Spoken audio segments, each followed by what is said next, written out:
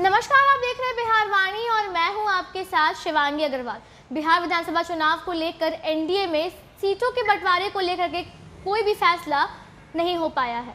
इधर जेडीयू और बीजेपी के बीच सीटों को लेकर तालमेल नहीं बैठ पा रही है, जिसके बाद से बिहार चुनाव प्रभारी देवेंद्र फडणवीस और बीजेपी प्रभारी भूपेंद्र यादव दिल्ली जाकर के बीजेपी के केंद्र नेतृत्व से मुलाकात की, जिसके बाद दोनों कोई वापस पटना लौटे। बीजेपी सूत्रों के मुताबिक भारतीय जनता पार्टी लोकसभा चुनाव की तर्ज पर सीटों के बंटवारे की बात कर रही है।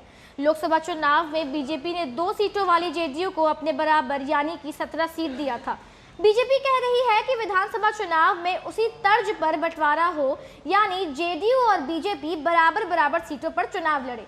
उधर नीतीश कुमार हर हाल में बड़े भाई की भूमिका चाहते हैं, यानी उन्हें बीजेपी से ज्यादा सीटें चाहिए। मामला कई सीटों पर दावेदारी को लेकर भी उलझ गया है। दरअसल नीतीश कुमार ने बीजेपी की कई परंपरागत सीटों पर दावा ठोक दिया है। चुनाव से ठीक पहले उन्होंने बीजेपी के परंपरागत सीटों पर 2015 में चुनाव जीते आरजेडी के विधायकों को शामिल करा लिया है। अब बीजेपी कह रही है कि वो अपने परंपरागत सीट को किसी हालत में नहीं छोड़ेगी। जेडीयू और बीजेपी में हुई बातचीत में ये तमाम विवाद नहीं सुलझ पाए, लिहाजा बातचीत रुक गई है। बीजेपी ने बिहार के चुनाव प्रभारी देवेंद्र फडणवीस और संगठन प्रभारी भूपेंद्र यादव को जेडीयू से बातचीत फाइनल करने भेजा था, लेकिन बीच में ही दोनों को वापस बुला लिया गया।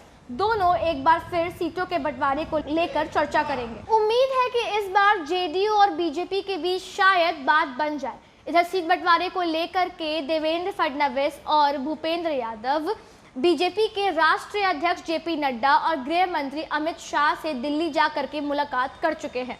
फिलहाल के लिए इतना ही। ऐसी ही तमाम खबरों के लिए देखते रहें बिहार वाणी और हमारे चैनल को लाइक, शेयर और सब्सक्राइब करना बिल्कुल ना भूलें। धन्यवाद।